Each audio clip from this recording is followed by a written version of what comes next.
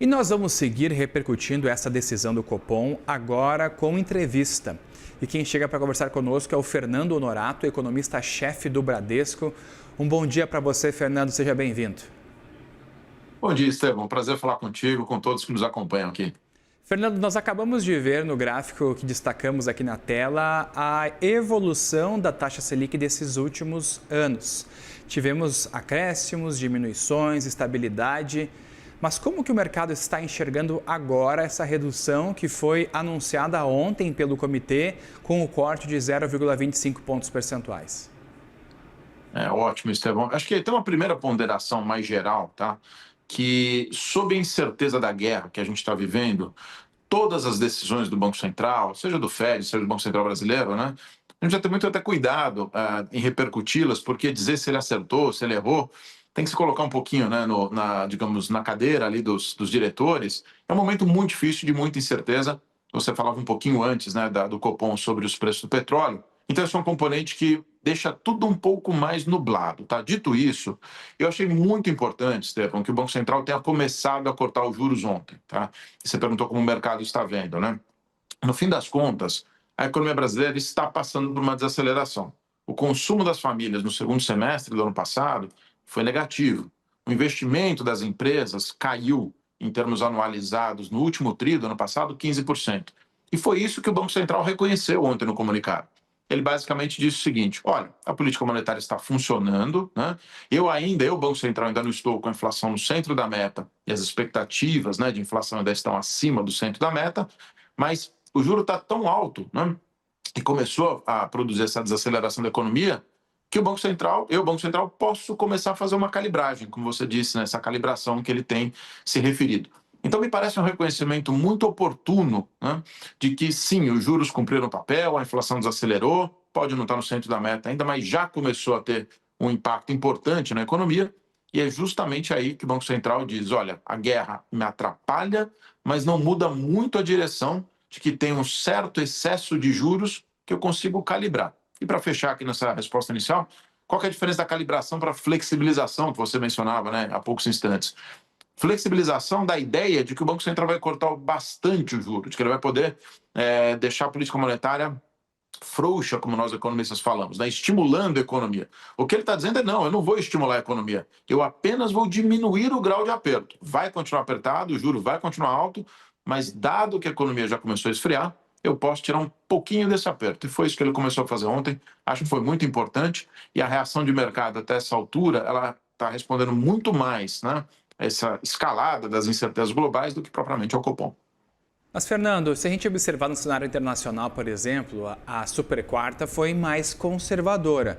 A Inglaterra, que até previa alguns cortes, segurou a diminuição. Os americanos mantiveram as taxas inalteradas.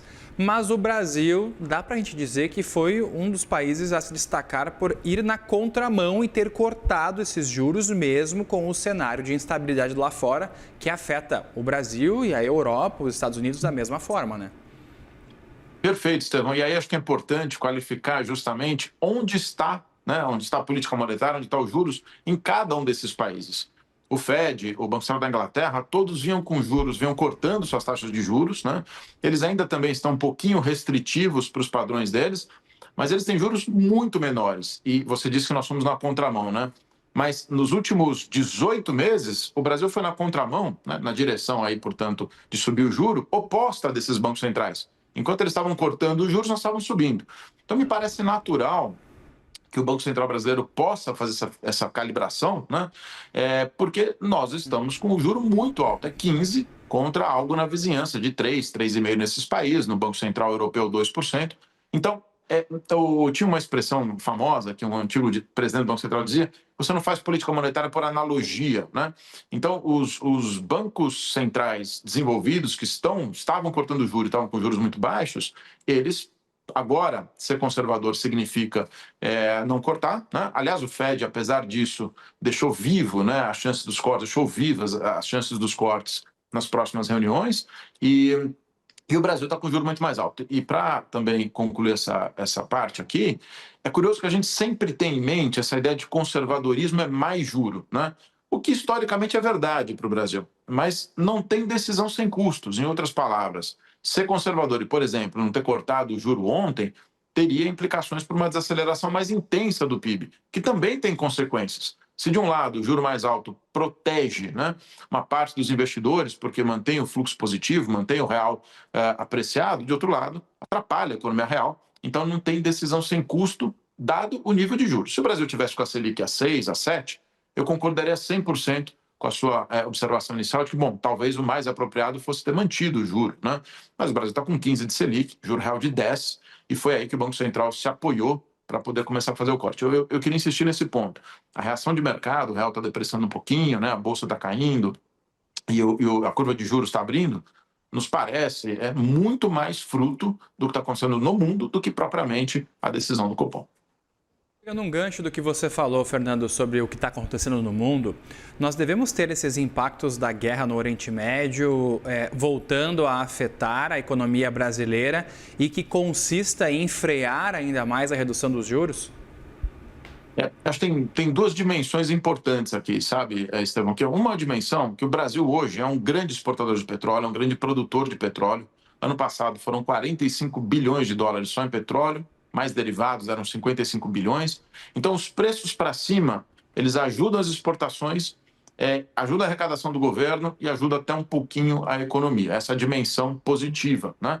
Que, bem ou mal, até quando a gente pensa no tema de preço do diesel, por exemplo, que é um tema super sensível dos últimos dias, o governo vai arrecadar um volume importante de recursos com a alta do petróleo, que ele pode, eventualmente, se quiser, né, uma escolha de política pública, compensar parte dessa risco de alta do diesel, como ele fez semana passada com algumas das medidas. Então, nessa dimensão, estou mais confortável e aqui não devia ter uma alteração da rota do Copom fruto dessa dimensão. Mas tem uma outra dimensão, né, que é essa dimensão de até onde vai, né, até onde vão os preços e o que pode acontecer, por exemplo, com as cadeias produtivas. Então, se de fato o Estreito de Hormuz ficar fechado muito mais tempo, né, nós temos simulações aqui que, sob certas condições, faltando aí 5, 10 milhões de barris, uns 10 milhões dos 20 que passam pelo Estreito dá para circunscrever por outras rotas, né, e algumas liberações de reservas, mas para compensar esses outros 10 milhões que terão que cair, o preço do petróleo pode ter que subir mais ainda, talvez perto de 150 dólares. Se isso acontece, a inflação se espalha mais e tem um risco associado, que é algum risco de racionamento, de algum tipo de falta de produtos no mercado global, que aí coloca um desafio adicional ao Copom. Mesmo nesse caso, também para fechar aqui, Estevão, o Banco Central foi muito feliz ontem em dizer eu preciso entender esses impactos, porque se de um lado, se o preço do petróleo subir muito mais, né, isso vai gerar mais inflação e de alguma forma poderia interromper o ciclo de corte de juros, de outro lado, se tiver falta de produtos, problema nas cadeias produtivas globais, isso pode jogar a economia global, o PIB global para baixo. E isso também tem um impacto de menos atividade para um país, insisto, que tem um juro bastante elevado, um juro real bastante elevado. Então, eu acho que o efeito é ambíguo, tá? Mas você tem razão que existem algumas condições, sim, desse mercado global de petróleo, se o preço subir muito mais, que podem levar o Banco Central a ter que rever a sua estratégia, seja interromper, seja manter o ritmo de 25, seja o que ele parece que sugeriu ontem, né? Querer acelerar para 50 o passo em abril, pode até ter que voltar atrás nessa decisão. Fernando, eu vou te pedir ajuda para a gente poder projetar, porque o comunicado do Copom destacou a cautela no cenário, foi bastante enfático, em poucas frases destacou com veemência essa palavra e até tem um pouco da mesma linhagem dos comunicados anteriores. Qual é a expectativa que vocês enxergam dentro do mercado financeiro com a economia brasileira em um ano eleitoral da melhora dos índices do país? Existe uma expectativa para essa melhora? Estevão, aqui é super importante conectar alguns assuntos, tá? Então, primeiro, antes da guerra, nós tínhamos uma hipótese de que o dólar não ia se fortalecer no mundo. Eu acho que a guerra, ela ainda que tenha confundido um pouco isso, ela vai se somar a essa tese, porque no fim das contas há uma certa incerteza com a política econômica dos Estados Unidos e isso tem feito o dólar não se fortalecer. Isso deve manter o real comportado.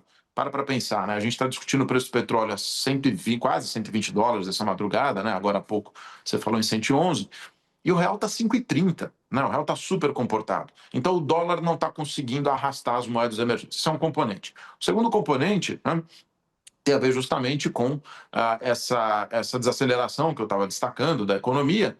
Então, quando eu olho para esses dois itens, mais essa hipótese a mais difícil de todas, de que daqui 3, 4 meses a gente possivelmente não tenha mais a guerra, né? Deveria fazer o Copom, e na linha do que você falou, do que ele mencionou, manter o ciclo de juros, e aí a gente prevê uma Selic que possa terminar esse ano perto de 12. Né? Ainda é um juro alto, mas é um juro certamente mais baixo do que foi nos últimos 18 meses.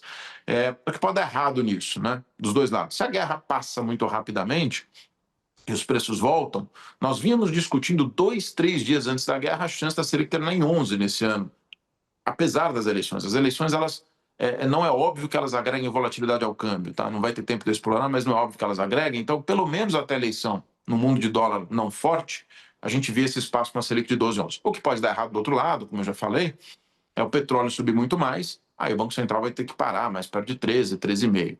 De toda sorte, Estevão, eu acho que o que o Banco Central teve o cuidado ontem, você mencionou, né, serenidade e cautela, foi dizer, eu vou devagar, mas eu tenho sim algum espaço para redução. E esse espaço ele vai exercitar, ele é positivo, né, para o endividamento das empresas. A gente tem visto aí, né, um número grande de empresas em recuperação judicial, em recuperação extrajudicial, e para as famílias que também estão endividadas. Então, acho que ter começado é importante, dá para cortar um pouco. Se a guerra for menos intensa, corta mais. Se ela for mais intensa, ele corta menos, mas ainda assim alivia 100, 150 pontos no mínimo a taxa de juros. Fernando Norato, co-economista-chefe do Bradesco, te agradeço muito pela companhia aqui, por ter nos ajudado a entender esse assunto melhor.